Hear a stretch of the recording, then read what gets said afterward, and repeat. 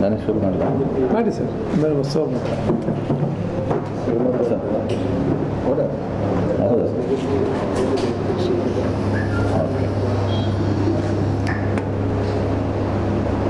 ಮಾಧ್ಯಮದ ಸ್ನೇಹಿತರೆ,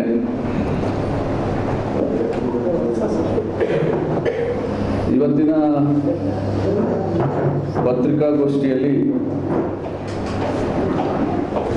ಎರಡು ಪ್ರಮುಖವಾದ ವಿಚಾರಗಳನ್ನು ಮಾತಾಡಲಿಕ್ಕೆ ನಾನು ತಮ್ಮ ಮುಂದೆ ಹಾಜರಿದ್ದೀನಿ. ಮೊದಲನೇದಾಗಿ ದಸರಾ ಪ್ರಾರಂಭ ಆಗಿದೆ. ಭಾಳ ಯಶಸ್ವಿಯಾಗಿ ದಸರಾ ನಡೀಲಿ ಅಂತ ನಾನು ತಾಯಿ ಚಾಮುಂಡೇಶ್ವರಿಯಲ್ಲಿ ಪ್ರಾರ್ಥನೆ ಮಾಡ್ಕೋತೇನೆ. ಇವತ್ತು ರಾಜ್ಯ ಸರ್ಕಾರ ಎಲ್ಲ ಪತ್ರಿಕೆಗಳಲ್ಲಿ ಒಂದು ಫುಲ್ ಪೇಜ್ ಅಡ್ವರ್ಟೈಸ್ಮೆಂಟ್ ಕೊಟ್ಟಿದ್ದಾರೆ.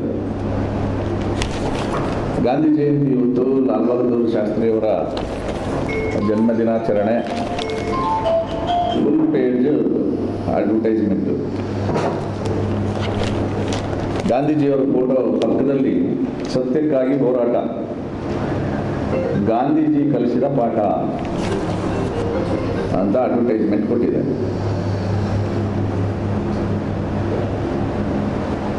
ಭಾರತೀಯ ಜನತಾ ಪಾರ್ಟಿ ಇವತ್ತು ರಾಜ್ಯ ಸರ್ಕಾರ ಮಾಡಿರ್ತಕ್ಕಂಥ ಹಗರಣಗಳ ವಿರುದ್ಧ ಸತ್ಯದ ಹೋರಾಟವನ್ನು ಮಾಡ್ತಾ ಇದ್ದೀವಿ. ಈ ಸತ್ಯಕ್ಕೆ ಜಯ ಸಿಗುತ್ತೆ ಅನ್ನುವಂತಹ ಒಂದು ನಂಬಿಕೆ ಭಾರತೀಯ ಜನತಾ ಪಾರ್ಟಿಗಿದೆ.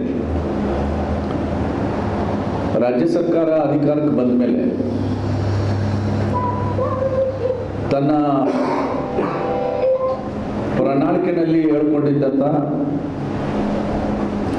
5 ಗ್ಯಾರಂಟಿಗಳನ್ನು ಜಾರಿ ಮಾಡಲಿಕ್ಕೆ ಹೆಂಗೆ ಮುಗುರಿಸ್ತಾ ಇದ್ದಾರೆ ಅನ್ನೋದು ನಿಮಗೆಲ್ಲ ಗೊತ್ತಿದೆ. ಇವರು ಮುಗುರಿಸಿ ಬೀಳೋದಕ್ಕೆ ಬೀಳದೇ ಇರೋ ರೀತಿ ಸಹಾಯ ಪಡ್ಕೋತಾ ಇರೋದು ಯಾರಿಂದ ಅಂತಂದ್ರೆ, SC ST ಅನುದಾನಗಳನ್ನು ಬಳಕೆ ಮಾಡೋದ್ರ ಮೂಲಕ ಮುಗ್ಗುರಿಸುವಂಥ ಸರ್ಕಾರ ತಡವರಿಸಿಕೊಂಡು ಎದ್ನಿಲ್ಲೋ ಅಂತ ಸ್ಥಿತಿನಲ್ಲಿ ಆಡಳಿತ ನಡೀತಾ ಇದೆ. ಕಳೆದ ಹಣಕಾಸಿನ ವರ್ಷದಲ್ಲಿ ವಿಶೇಷ ಘಟಕ ಯೋಜನೆ ಮತ್ತು ಬುಡಕಟ್ಟು ಉಪಯೋಜನೆಯ ಮೂಲಕ 11,144 ಕೋಟಿ ಹಣವನ್ನು ಗ್ಯಾರಂಟಿಗಳಿಗೆ ಬಳಸಿದರು. ಇದ್ರ ವಿರುದ್ಧ ಭಾರತೀಯ ಜನತಾ ಪಾರ್ಟಿ ಇಡೀ ರಾಜ್ಯಾದ್ಯಂತ ದೊಡ್ಡ ಪ್ರಮಾಣದ ಹೋರಾಟವನ್ನು ಮಾಡಿತು. ಈ ವರ್ಷ ಸುಮಾರು 14,643 ಕೋಟಿ ಹಣವನ್ನು SCP TSP ಹಣವನ್ನು ಗ್ಯಾರಂಟಿಗಳಿಗೆ ಬಳಸ್ತಾ ಇದ್ದಾರೆ. ಒಟ್ಟು 2 ವರ್ಷದಲ್ಲಿ 26,000 ಕೋಟಿ ಹಣವನ್ನು ದಲಿತರ ಸಾಮಾಜಿಕ, ಶೈಕ್ಷಣಿಕ ಮತ್ತು ಆರ್ಥಿಕ ಅಭಿವೃದ್ಧಿಗಿರ್ತಕ್ಕಂಥ ಹಣವನ್ನು ಗ್ಯಾರಂಟಿಗಳಿಗೆ ಬಳಸಿದ್ದಾರೆ. ಈ ಗ್ಯಾರಂಟಿಗಳಿಗೆ ಈ ಹಣವನ್ನು ಬಳಸಿರೋದ್ರಿಂದ SC STಗಳ ಆರ್ಥಿಕ ಅಭಿವೃದ್ಧಿಗಿರ್ತಕ್ಕಂಥ 6 ನಿಗಮಗಳು ಗುಟುಕು ನೀರು ಕುಡಿಯೋ ಅಂತ ಸ್ಥಿತಿಗೆ ಬಂದಿವೆ. 6 ನಿಗಮಗಳು ಪ್ರತಿನಿಧಿಸ್ತಾ ಇರ್ತಕ್ಕಂಥ ಜನಸಂಖ್ಯೆ ಎಷ್ಟು ಅಂತಂದ್ರೆ 1.5 ಕೋಟಿ. SCಗಳ ಜನಸಂಖ್ಯೆ 1,08,00,000, STಗಳ ಜನಸಂಖ್ಯೆ 40 ಲಕ್ಷ. ಹೆಚ್ಚು ಕಡಿಮೆ 1.5 ಕೋಟಿ ಜನರಿಗೆ ಆರ್ಥಿಕ ಸವಲತ್ತನ್ನು ಕೊಡಬೇಕಾಗಿರತಕ್ಕಂಥ 6 ಅಭಿವೃದ್ಧಿ ನಿಗಮಗಳಿಗೆ ವಾರ್ಷಿಕವಾಗಿ ಕೊಟ್ಟಿರೋ ಹಣ 510 ಕೋಟಿ.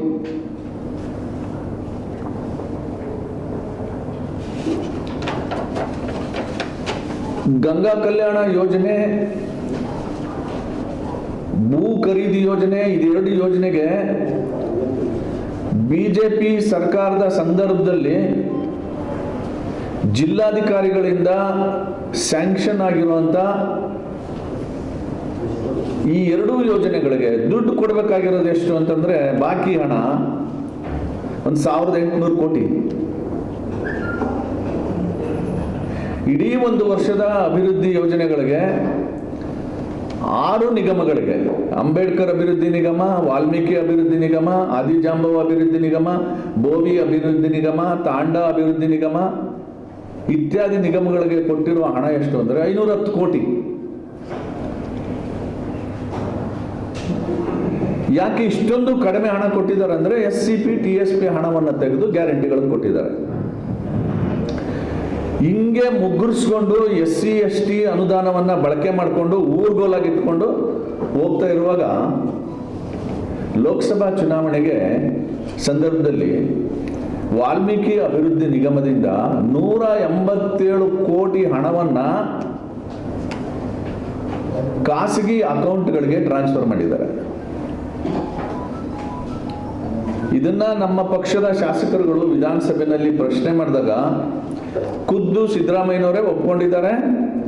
187 ಕೋಟಿ ಅಲ್ಲ, ಅದು ಕೇವಲ 87 ಕೋಟಿ ಅಂತ ಫ್ಲೋರಲ್ಲಿ ಒಪ್ಕೊಂಡಿರೋ ವಿಚಾರ. ಇದು ಈಗ CBI ಎನ್ಕ್ವೈರಿಗೆ ಒಳಪಟ್ಟಿದೆ, ED ಎನ್ಕ್ವೈರಿ ಮಾಡ್ತಾ ಇದೆ. ಈ ಹಗರಣದಲ್ಲಿ ತಗಲಾಕೊಂಡು ನಿಂತಿದ್ದಾರೆ. ಇಲ್ಲಿ ಮೈಗೆಲ್ಲ ಎಣ್ಣೆ ಸವರ್ಕೊಂಡು ಓಡಾಡ್ತಾ ಇದ್ದಾರೆ ಈ ವಿಚಾರದಲ್ಲಿ ಸಿದ್ದರಾಮಯ್ಯನವರು. ಯಾಕೆ ಅಂತಂದ್ರೆ ಇದಕ್ಕೆ ನಾನು ಜವಾಬ್ದಾರ ಅಲ್ಲ ಅಂತ. ಮುಖ್ಯಮಂತ್ರಿಗಳು ಹಣಕಾಸು ಸಚಿವರು ಸಹ ಹೌದು. ಹಣಕಾಸು ಸಚಿವರ ಗಮನಕ್ಕೆ ಬರದೆ 87 ಕೋಟಿ ಖಾಸಗಿ ಅಕೌಂಟ್ಗಳಿಗೆ, ವಿವಿಧ ಅಕೌಂಟ್ಗಳಿಗೆ ಟ್ರಾನ್ಸ್ಫರ್ ಆಗಿದೆ. ಅದಕ್ಕೆ ಮೊದಲನೇ ಬಲಿಪಶು ಆಗಿರೋದು ಯಾರು ಅಂತಂದ್ರೆ ಟ್ರೈಬಲ್ ವೆಲ್ಫೇರ್ ಮಿನಿಸ್ಟರ್ ನಾಗೇಂದ್ರ ಅವರು. ಈಗ ಜೈಲಲ್ಲಿದ್ದಾರೆ, ಇನ್ನೂ ಪರಪ್ಪನ ಅಗ್ರಹಾರದಲ್ಲಿ ಇದ್ದಾರೆ. ಸಿದ್ದರಾಮಯ್ಯನವ್ರು ಮಾತ್ರ ಮೈಗೆಲ್ಲ ಎಣ್ಣೆ ಸವರ್ಕೊಂಡು ಇದಕ್ಕೂ ನನಗೂ ಸಂಬಂಧ ಇಲ್ಲ ಅಂತ ಓಡಾಡ್ತಾ ಇದ್ದಾರೆ. ಇದಾದ್ಮೇಲೆ ಈಗ ಮೂಢ ಹಗರಣ ಎಂತ ತಿರುವನ್ನ ಪಡ್ಕೊಂಡಿದೆ ಅಂತ ನೋಡಿದ್ರೆ, ಸಿದ್ದರಾಮಯ್ಯನವರು 3 ತಿಂಗಳ ಹಿಂದೆ ನೀವು 14 ಸೈಟ್ನ ವಾಪಸ್ ಕೊಟ್ಬಿಡಿ ಅಂದಾಗ ನಾನು ಕೊಟ್ಬಿಡ್ತೀನಿ, 62 ಕೋಟಿ ಕೊಟ್ಬಿಡಕ್ಕೆ ಹೇಳು ಅಂತ ಮಾತಾಡಿದ್ರು. ಆಮೇಲೆ ಈ ಮೂಢ ಹಗರಣದ ಮೇಲೆ ರಾಜ್ಯಪಾಲರಿಗೆ ದೂರು ಹೋಯ್ತು. ಮುಖ್ಯಮಂತ್ರಿಗಳನ್ನ ಪ್ರಾಸಿಕ್ಯೂಷನ್ ಮಾಡಲಿಕ್ಕೆ ಅನುಮತಿ ಕೊಡಿ ಅಂತ. ತಕ್ಷಣ ಹೈಕೋರ್ಟ್ಗೆ ಹೋಗಿ ಹೈಕೋರ್ಟಲ್ಲಿ ದಾವೆ ಹೂಡಿ ಹೈಕೋರ್ಟಿನ ಏಕಸದಸ್ಯ ಪೀಠ ಮತ್ತು ಜನಪ್ರತಿನಿಧಿಗಳ ವಿಶೇಷ ನ್ಯಾಯಾಲಯ ಎರಡೂ ನ್ಯಾಯಾಲಯಗಳಿಂದ ಮೂಢ ಹಗರಣದಲ್ಲಿ ತಪ್ಪು ನಡೆದಿದೆ, ಇದನ್ನ ಎನ್ಕ್ವೈರಿ ಮಾಡಲಿಕ್ಕೆ ಗವರ್ನರ್ ಕೊಟ್ಟಿರ್ತಕ್ಕಂಥ ಅನುಮತಿ ಸರಿ ಇದೆ ಅಂತ ಹೇಳುದು.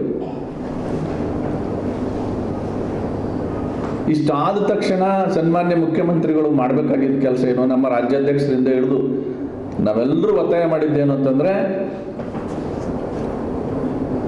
ನೀವು ಯಡಿಯೂರಪ್ಪನವ್ರ ಮೇಲೆ ಪ್ರಾಸಿಕ್ಯೂಷನ್ ಮಾಡಬೇಕು ಅಂತ ಆದೇಶ ಬಂದಾಗ ನೀವೇನ್ ಮಾತಾಡಿದ್ರಿ ಸಿದ್ದರಾಮಯ್ಯನವರು? ನಿಷ್ಪಕ್ಷಪಾತ ತನಿಖೆ ನಡಿಬೇಕು ಅಂದ್ರೆ ಯಡಿಯೂರಪ್ಪ ಅವರು ರಾಜೀನಾಮೆ ಕೊಡಬೇಕು, ಇಲ್ಲ ಅಂದ್ರೆ ಮುಖ್ಯಮಂತ್ರಿ ಸ್ಥಾನದಲ್ಲಿ ಇತ್ಕೊಂಡು ನಿಷ್ಪಕ್ಷಪಾತ ತನಿಖೆ ನಡೆಯಕ್ಕಾಗಲ್ಲ ಅಂತ ದೊಡ್ಡ ಧ್ವನಿನಲ್ಲಿ ಮಾತಾಡಿದ್ರಿ. ಈಗ ಅದೇ ಸಂದರ್ಭ ನಿಮಗೂ ಬಂದಿದೆ. ನಿಷ್ಪಕ್ಷಪಾತ ತನಿಖೆ ನಡಿಬೇಕು ಅಂತಂದ್ರೆ ನೀವು ರಾಜೀನಾಮೆ ಕೊಡಿ ಅಂತ. ನಾನು ಯಾಕೆ ರಾಜೀನಾಮೆ ಕೊಡ್ಲಿ? ನಾನೇನು ತಪ್ಪು ಮಾಡಿಲ್ಲ. ನೆನ್ನೆ ಎಲ್ಲ ನನ್ನ ಆತ್ಮಸಾಕ್ಷಿಗೆ ಪೂರಕವಾಗಿ ಕೆಲಸ ಮಾಡ್ತಾ ಇದ್ದೀನಿ ಅಂತ. ನಾನು ಯಾರಾದ್ರೂ ಎಕ್ಸ್ಪರ್ಟ್ ಲಾಯರ್ ಕೇಳ್ಬೇಕು ಅಂತ ಇದ್ದೀನಿ. ಆತ್ಮಸಾಕ್ಷಿನೂ ಎನ್ಕ್ವೈರಿ ಮಾಡ್ಲಿಕ್ಕೆ ಅವಕಾಶ ಇದೆ ಕಾನೂನಲ್ಲಿ ಅಂತ. ಎನ್ಕ್ವೈರಿ ಮಾಡಲಿಕ್ಕೆ ಡಾಕ್ಯುಮೆಂಟ್ಸ್, ಎವಿಡೆನ್ಸಸ್, ಆತ್ಮಸಾಕ್ಷಿನ ಹೆಂಗೆ ಎನ್ಕ್ವೈರಿ ಮಾಡೋದು? ಸಿದ್ದರಾಮಯ್ಯನವರು ಅಡ್ವೊಕೇಟ್ ಆಗಿ ಹೇಳಬೇಕು, ಆತ್ಮಸಾಕ್ಷಿಗೆ ಪೂರಕವಾಗಿ ಕೆಲಸ ಮಾಡಿದ್ದೀನಿ, ನಾನು ರಾಜೀನಾಮೆ ಕೊಡಬೇಕಾಗಿಲ್ಲ ಅಂತ. ಈಗ ನಿನ್ನೆಯಿಂದ ಒಂದು ಹೊಸ ಹಗರಣ ಹೆಂಗೆ ಅಂತಂದ್ರೆ, ಈ ಕೇಡುಗಾಲಕ್ಕೆ ನಾಯಿ ಮೊಟ್ಟೆ ಇಕ್ಕುತ್ತೆ ಅಂತಾರೆ ನಮ್ಮ ಕಡೆ. ಕೇಡುಗಾಲ ಬಂದಾಗ ಹೆಂಗ್ ಸುತ್ತಕೊಳ್ಳುತ್ತೆ ಕರ್ಮ ಅಂತಂದ್ರೆ, ಈಗ ಸನ್ಮಾನ್ಯ ಸಿದ್ದರಾಮಯ್ಯನವರ ಶ್ರೀಮತಿಯವರು 14 ಸೈಟನ್ನ ವಾಪಸ್ ತಗೊಳ್ಳಿ, ನನಗೆ ಬೇಜಾರಾಗ್ತದೆ, ನಮ್ಮ ಯಜಮಾನರಿಗೆ ಕಳಂಕ ಆಗ್ತಾ ಇದೆ ಅಂತ ಪತ್ರ ಬರೆದು ವಾಪಸ್ ತಗೊಳ್ಳಿ ಅಂತ ಹೇಳಿದ್ದಾರೆ. ಅವರೇನು ಹೋಗಿ ಅರ್ಜಿ ಕೊಟ್ಟಿಲ್ಲ, ಲೆಟರ್ ಕೊಟ್ಟಿಲ್ಲ, ಅವ್ರ ಮಗ ಯತೀಂದ್ರ ಅವರು ಹೋಗಿ ಕೊಟ್ಟಿದ್ದಾರೆ. ಮೂಡಾದ ಅಧಿಕಾರಿಗಳು, ಮಾಧ್ಯಮಗಳ ವರದಿ ಪ್ರಕಾರ ಮೂಡದ ಅಧಿಕಾರಿಗಳು ಎದ್ದುವೋ ಬಿದ್ದುವೋ ಅಂತ ಅವ್ರ ಮನೆಗೆ ಹೋಗಿ ಸೈನ್ ಮಾಡಿಸ್ಕೊಂಡು ಒಂದೇ ದಿನದಲ್ಲಿ 14 ಸೈಟ್ಗಳನ್ನ ವಾಪಸ್ ತಗೊಳ್ಳೋ ಪ್ರಕ್ರಿಯೆಗೆ ಕೈ ಹಾಕಿದ್ದಾರೆ. ಇದನ್ನ ಪ್ರಶ್ನೆ ಮಾಡಿದ್ರೆ ಸಿದ್ದರಾಮಯ್ಯನವ್ರು ಏನ್ ಹೇಳ್ತಾ ಇದ್ದಾರೆ, ನನಗೆ ಗೊತ್ತೇ ಇಲ್ಲ ಅದು ಅಂತ. ನನ್ನ ಶ್ರೀಮತಿ ಪತ್ರ ಕೊಟ್ಟಿರೋದು, ಅದು ಮಾತುಕತೆ ಅದೆಲ್ಲ ನನಗೆ ಗೊತ್ತೇ ಇಲ್ಲ ಅಂತ ಹೇಳಿದ್ದಾರೆ. ನಮ್ಮ ರಾಜ್ಯಾಧ್ಯಕ್ಷರು ಇದಕ್ಕೂ ಪೂರಕವಾಗಿ ಒಂದು ಡಾಕ್ಯುಮೆಂಟ್ ಬಿಡುಗಡೆ ಮಾಡಿದ್ದಾರೆ. ಸಿದ್ದರಾಮಯ್ಯನವರೇ 2011ರಲ್ಲಿ ಯಡಿಯೂರಪ್ಪ ಅವರು ಅವ್ರ ಮಕ್ಕಳಿಗೆ ಕೊಟ್ಟಿದ್ದಂಥ ಸೈಟ್ನ ಸರೆಂಡರ್ ಮಾಡಿದಾಗ, ಸರೆಂಡರ್ ಮಾಡಿಬಿಟ್ರೆ ತಪ್ಪಿತಸ್ಥನ ಸ್ಥಾನದಿಂದ ಆಚೆ ಬರೋಕ್ಕಾಗತ್ತಾ ಅಂತ ಮಾತಾಡಿದ್ರು. ಈಗ ಅದೇ ಟ್ರ್ಯಾಪಲ್ಲಿ ಅವರಿದ್ದಾರೆ. ಸೊ ಹಾಗಾಗಿ ಭಾರತೀಯ ಜನತಾ ಪಾರ್ಟಿಯ ಒತ್ತಾಯ ಏನು ಅಂತಂದ್ರೆ, ಸತ್ಯ ಹೊರಬರಲಿ. ಈ ಸರ್ಕಮ್ಸ್ಟೆನ್ಸಿಯಲ್ ಎವಿಡೆನ್ಸಸ್ ಅಂತ ಲಾನಲ್ಲಿ ನಾವು ಮಾತಾಡ್ತೀವಿ, ಸಾಂದರ್ಭಿಕ ಸಾಕ್ಷಿಗಳು.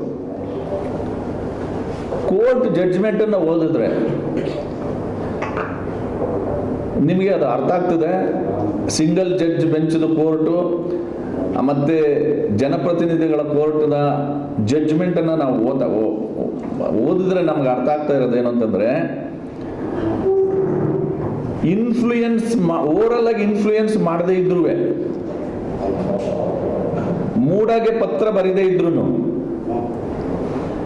By virtue of his existence in the power, ಅವರು ಒಂದು ಅಧಿಕಾರದ ಸ್ಥಾನದಲ್ಲಿ ಮುಖ್ಯಮಂತ್ರಿನೋ ಉಪಮುಖ್ಯಮಂತ್ರಿನೋ ವಿರೋಧ ಪಕ್ಷದ ನಾಯಕನೋ ಸ್ಥಾನದಲ್ಲಿ ಇರೋದು ಇದೆಯಲ್ಲ, ಅದೇ ದೊಡ್ಡ ಇನ್ಫ್ಲೂಯೆನ್ಸ್ ಆಗುತ್ತೆ ಅಧಿಕಾರಿಗಳ ಮೇಲೆ ಅಂತ ಜಡ್ಜ್ಮೆಂಟ್ ಅಲ್ಲಿ ಇದೆ. ಈಗ ವಾಪಸ್ ಯಾಕೆ ಕೊಟ್ರು ಮೇಡಮ್? ಸೊ ಇದು ಒಂದು ಸರ್ಕಮ್ಸ್ಟೆನ್ಸಿಯಲ್ ಎವಿಡೆನ್ಸ್. ಏನಂತಂದ್ರೆ,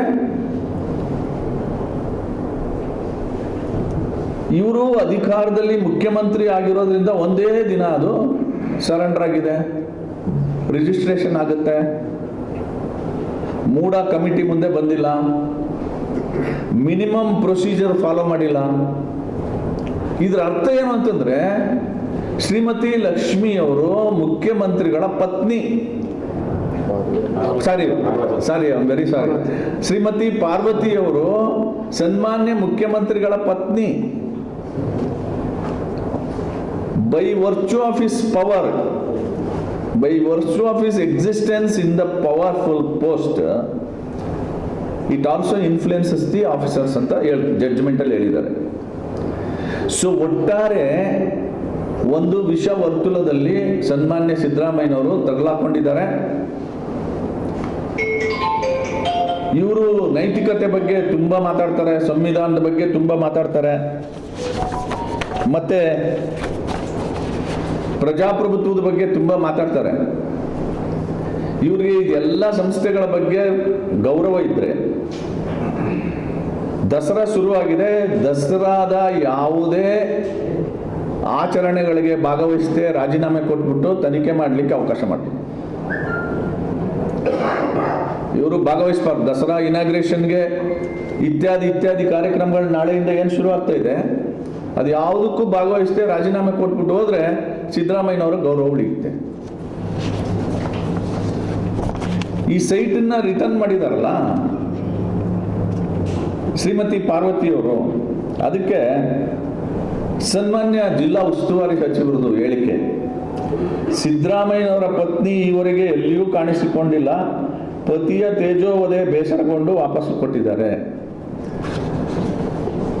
ಕೋರ್ಟು ಜಡ್ಜ್ಮೆಂಟ್ ಕೊಟ್ಟಿರೋದು ಮುಖ್ಯಮಂತ್ರಿಗಳನ್ನ ತೇಜೋವಧೆ ಮಾಡಿ ಅಂತನ? ಆ ಅಂಶ ಏನಾದರೂ ಇದೆಯಾ ಕೋರ್ಟಲ್ಲಿ? ಇಲ್ಲಿ ಪ್ರೈಮಾ ಫೇಸಿ ಒಂದಷ್ಟು ಸಂಶಯಗಳಿದೆ. ಈ ಸಂಶಯಗಳೆಲ್ಲ ಪರಿಹಾರ ಆಗಬೇಕು ಅಂದ್ರೆ ಇನ್ವೆಸ್ಟಿಗೇಷನ್ ಎನ್ಕ್ವೈರಿ ಆಗಬೇಕು ಅಂತ ಅಷ್ಟೇ ಹೇಳಿರೋದು. ಆದ್ರೆ ಮಾದೇವಪ್ಪನವರು ಸಿದ್ದರಾಮಯ್ಯನವ್ರನ್ನ ಹೋಲಿಸ್ಕೊಳ್ಳಕ್ಕೆ ತೇಜೋವಧೆ ಅಂತ, ತೇಜೋವಧೆ ಹೆಂಗ್ರಿ ಆಗುತ್ತೆ? ಇದು ತಪ್ಪು ಮಾಡಿಲ್ಲ ಅಂದ್ಮೇಲೆ 14 ಸೀಟ್ ವಾಪಸ್ ಯಾಕೆ ಕೊಟ್ಬಿಟ್ರಿ? ಅದೇ 62 ಕೋಟಿ ದುಡ್ಡು ಕೇಳ್ತಾ ಇಲ್ಲ ಈಗ ನೀವು. ಆಮೇಲೆ ಡಾಕ್ಟರ್ ಪರಮೇಶ್ವರ್ ಅವ್ರದ್ದು ಸ್ಟೇಟ್ಮೆಂಟ್ ಇದೆ, ಸಿಎಂ ಪತ್ನಿ ಸೈಟ್ ಹಿಂದಿರುಗಿಸುವ ನಿರ್ಧಾರ ಒಳ್ಳೆಯ ನಿಲುವು, ಇನ್ನು ಏನಾಗುವುದೋ ಗೊತ್ತಿಲ್ಲ ಅಂತ. ಏನಾಗುವುದೋ ಗೊತ್ತಿಲ್ಲ ಅಂತಲ್ಲ ಹೇಳಿದಾರಲ್ಲ, ಅವ್ರಿಗೆ ಗೊತ್ತು ಏನಾಗುವುದೋ ಅಂತ ಗೊತ್ತು ಅವ್ರಿಗೆ, ಹಂಗೆ ಮಾತಾಡಿದ್ದಾರೆ. ಸೊ ಒಟ್ಟಾರೆ ಭಾರತೀಯ ಜನತಾ ಪಾರ್ಟಿಯ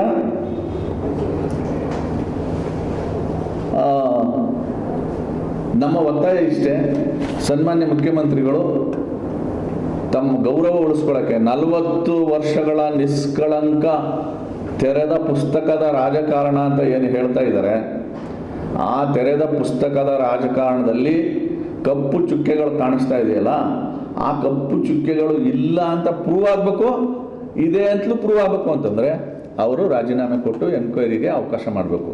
ರಾಜೀನಾಮೆ ಕೊಡಬೇಕು ಅಂತ ನಾವು ಯಾಕೆ ಒತ್ತಾಯ ಮಾಡ್ತಾ ಇದ್ದೀವಿ ಅಂತಂದರೆ, ನೀವೇ ಹೇಳಿದ್ದೀರಿ ನಿಷ್ಪಕ್ಷಪಾತ ತನಿಖೆ ಆಗಬೇಕು ಅಂತಂದರೆ ಅಧಿಕಾರದ ಸ್ಥಾನದಲ್ಲಿ ಇರಬಾರ್ದು ಅಂತ ಯಡಿಯೂರಪ್ಪನವ್ರಿಗೆ ನೀವೇನು ಹೇಳಿದ್ರಿ, ಅದನ್ನೇ ನಾವು ಒತ್ತಾಯ ಮಾಡ್ತಾ ಇದ್ದೀವಿ. ದಯಮಾಡಿ ಮುಖ್ಯಮಂತ್ರಿಗಳು ದಸರಾ ಪ್ರಕ್ರಿಯೆ ಇದೆಯಲ್ಲ, ಈ ಯಾವ ಪ್ರಕ್ರಿಯೆನಲ್ಲೂ ಭಾಗವಹಿಸದೆ ರಾಜೀನಾಮೆ ಕೊಡಿ, ರಾಜೀನಾಮೆ ಕೊಟ್ಟು ತನಿಖೆ ಮಾಡಲಿಕ್ಕೆ ಅವಕಾಶ ಮಾಡಿಕೊಡಿ ಅಂತ ತಮ್ಮ ಮುಂದೆ ಒತ್ತಾಯ ಮಾಡಲಿಕ್ಕೆ ಇವತ್ತು ನಾನು ಬಂದಿದ್ದೀನಿ. Thank you. ಏನಾದರೂ ಪ್ರಶ್ನೆಗಳಿದ್ದರೆ ಕೇಳ್ಬೋದು. ಸರ್, ಯಡಿಯೂರಪ್ಪ ಅವರ ಪ್ರಕರಣ ಬೇರೆ, ಸಿದ್ದರಾಮಯ್ಯ ಅವರು ಈ ಪ್ರಕರಣವೇ ಬೇರೆ, ಅದನ್ನ ಹೋಲಿಕೆ ಮಾಡಿ ರಾಜೀನಾಮೆ ಕೇಳೋ ಸರಿ ಇಲ್ಲ ಅನ್ನೋದು ವಾದ. ಅದೇನು ಪ್ರಕರಣ? ವ್ಯತ್ಯಾಸ ಏನಿದೆ? ಅದು ಕೂಡ ಪ್ರಾಸಿಕ್ಯೂಷನ್ಗೆ ಕೊಟ್ಟಿದ್ದು, ಅದು ಬೇರೆ ವಿಚಾರ, ಅದು ಎನ್ಕ್ವೈರಿ ಆಗಬೇಕಾಗಿರೋ ವಿಚಾರ. ಡಿನೋಟಿಫಿಕೇಶನ್ ಮಾಡಿರೋದು ಅಥವಾ ಸೈಟ್ ತಗೊಂಡಿರೋದು ಎನ್ಕ್ವೈರಿನಲ್ಲಿ ಪ್ರೂವ್ ಆಗಬೇಕಾಗಿರೋ ವಿಚಾರ. ಆದರೆ ಬೇಸಿಕ್ ಫಿಲಾಸಫಿ ಏನು ಅಂತಂದರೆ, ಅಧಿಕಾರದ ಸ್ಥಾನದಲ್ಲಿರುವಾಗ ನಿಷ್ಪಕ್ಷಪಾತ ತನಿಖೆ ನಡೆಯಲಿಕ್ಕೆ ಆಗಲ್ಲ. ಆ ಪ್ರಕರಣದಲ್ಲೂ ಅದೇ, ಈ ಪ್ರಕರಣದಲ್ಲೂ ಅದೇ. ಅವರು ರಾಜೀನಾಮೆ ಕೊಟ್ಟು ಅವರ ನೈತಿಕತೆಯನ್ನು ಉಳಿಸ್ಕೊಂಡ್ರು, ನೀವು ರಾಜೀನಾಮೆ ಕೊಟ್ಟು ನೈತಿಕತೆಯನ್ನು ಉಳಿಸ್ಕೊಳ್ಳಿ, ಎನ್ಕ್ವೈರಿನಲ್ಲಿ ತಪ್ಪಿತಸ್ಥರಲ್ಲ ಅಂದರೆ ವಾಪಸ್ ಬಂದು ಮುಖ್ಯಮಂತ್ರಿಗಳಾಗಿ ನಮ್ದೇನು ಅಭ್ಯಂತರ ಇಲ್ಲ. ಇಷ್ಟು ಮಾತುಗಳೇನಿದ್ವು ಇದೆಲ್ಲವೂ ಬಿಜೆಪಿ ಹೊರಗಡೆ ಅಂದ್ರೆ ಲೀಗಲ್ ಫೈಟಿಗೆ ಹೋಗ್ತಾರೆ, ಸುಮ್ಮನೆ ಪೊಲಿಟಿಕಲಿ ಅದನ್ನ ಗ್ಯಾಮ್ಲಿಂಗ್ ತರ ಮಾಡ್ತಾ ಇದೆ ಅಂತ ಅನ್ಸಲ್ವಾ ಸರ್? ಬರೀ ಪಾದಯಾತ್ರೆ ಮಾಡಿದಿರ್ಬೋದು, ಸಮಾವೇಶ ಮಾಡಿದಿರ್ಬೋದು, ಈಗ ನೀವು ರಾಜೀನಾಮೆ ಡಿಮಾಂಡ್ ಮಾಡೋದಿರ್ಬೋದು, ಎಲ್ಲವೂ ರಾಜಕೀಯಾತ್ಮಕವಾಗಿ ಮಾತ್ರ ನಡೀತಾ ಇರೋದಂತ ಪ್ರಕ್ರಿಯೆ ಅಂತ ಅನ್ಸಲ್ವಾ? ಅಲ್ಲ, ಅದು ಬಿಡಿ, ಲೀಗಲ್ ಪ್ರಕ್ರಿಯೆನೂ ನಡೀತಾ ಇದೆಯಲ್ಲ. ಆದ್ರೆ ನೀವು ಬಿಜೆಪಿ ಪಾತ್ರ ಇಲ್ಲ ಅಂತ ಇಡೀ ಈ ನಮ್ಮ ರಾಜ್ಯದ ಒಬ್ಬ ಪ್ರಜೆ ಒಂದು ಎನ್ಕ್ವೈರಿ ಕೇಳ್ಕೊಂಡಿರೋದು, ಆ ಪ್ರಕ್ರಿಯೆ ನಡೀತಾ ಇದೆ. ನಾವು ಯಾಕೆ ಅದಕ್ಕೆ ಮುಂದೆ ಹೋಗ್ಬೇಕು? ನಾವು ಕೇಳ್ತಾ ಇರೋದು, ನೀವು ಮುಖ್ಯಮಂತ್ರಿ ಸ್ಥಾನದಲ್ಲಿ ಇದ್ದೀರಲ್ಲ, ರಿಸೈನ್ ಮಾಡಿ ಅಂತ. ಕೋರ್ಟ್ ತೀರ್ಪು ಕೊಟ್ಬಿಟ್ಟಿದೆ. ನಾವು ಫರ್ದರ್ ಕಾನೂನು ಹೋರಾಟ ಮಾಡೋ ಅಗತ್ಯ ಇಲ್ಲ ಸರ್. ನಾವೇ ಹೋರಾಟ ಮಾಡೋಣ? ಮುಖ್ಯಮಂತ್ರಿಗಳ ಪ್ರಕರಣ ಇದು, ವಿರೋಧ ಪಕ್ಷವಾಗಿ ನಮ್ಮ ಡ್ಯೂಟಿ ಅದು. ನಾವು ಇಂಟರ್ಫಿಯರ್ ಆಗಬೇಕಾಗಿಲ್ಲ. ನಾವೇನು ಅವ್ರ ವಿರುದ್ಧ ಕೇಸ್ ಹಾಕಬೇಕಾಗಿದೆ? Not necessary. ಪ್ರಜೆಗಳು ಹಾಕಿದ್ದಾರೆ, ಅದನ್ನು ಫೇಸ್ ಮಾಡಿ ಅಂತ ಕೇಳ್ತಾ ಇದ್ದೀವಿ. ಎಂಟ್ರಿ ಆಗಿರೋದು ಕಾನ್ಫ್ಲಿಕ್ಟ್ ಅಲ್ವಾ ಅಂತ sir? BJP central government versus state government ಆ ಥರದ್ದು ಸಿನಾರಿಯೋ ಕಾಣಿಸ್ತಿಲ್ಲ ಸರ್? ಏನಿಲ್ವಲ್ಲ, ಆ ಥರದ್ದು ಏನಿಲ್ವಲ್ಲ. ಏನಿದೆ? ಇವರೇ ಊಹೆ ಮಾಡ್ಕೊಂಡ್ಬಿಟ್ಟಿರೋದು. ರಾಜ್ಯ ಸರ್ಕಾರ ಊಹೆ ಮಾಡ್ಕೊಂಡು ಏನು ಮಾಡಿದೆ ಅಂದರೆ, CBI ಎಂಟರ್ ಆಗದೆ ಇದ್ದಂಗೆ ನಿರ್ಬಂಧ ಏರಿದ್ದಾರೆ. CBI ಎಂಟರ್ ಆಗುತ್ತೆ ಅನ್ನೋದು ಇವರ ಅಸಂಪ್ಷನ್ನು, ಭಯ. ಆ ಭಯಕ್ಕೆ ನಿರ್ಬಂಧ ಏರಿದ್ದಾರೆ. ಆ ನಿರ್ಬಂಧ ಎಷ್ಟರ ಮಟ್ಟಿಗೆ ಸರಿ ಅಂತ ನಾಳೆ ದಿನ ಕಾನೂನು ಪಂಡಿತರು ಹೇಳ್ಬೇಕು, ಕೋರ್ಟ್ಗಳು ಹೇಳ್ಬೇಕು, ಹೇಳ್ತವೆ. ಅದನ್ನ ಕ್ವಶನ್ ಮಾಡಿಲ್ಲ ಸರ್ ಯಾರು? ನೀವು. ಕ್ವಶನ್ ಮಾಡಿದೀವಲ್ಲ. ನೀವು ಸಂವಿಧಾನಾತ್ಮಕ ಸಂಸ್ಥೆಗಳಿದೆಯಲ್ಲ, ಕಾನ್ಸ್ಟಿಟ್ಯೂಷನಲ್ ಬಾಡೀಸ್ ಇದೆಯಲ್ಲ, ಆ bodies independent from any political parties, any government, ಅಂಥ ಬಾಡಿಗಳನ್ನ ನಿರ್ಬಂಧ ಮಾಡ್ತಕ್ಕಂಥದ್ದು ಸಂವಿಧಾನಕ್ಕೆ ಮಾಡ್ತಕ್ಕಂಥ ನಿರ್ಬಂಧ ಅಂತ ಹೇಳಿದ್ದೀವಿ ನಾವು.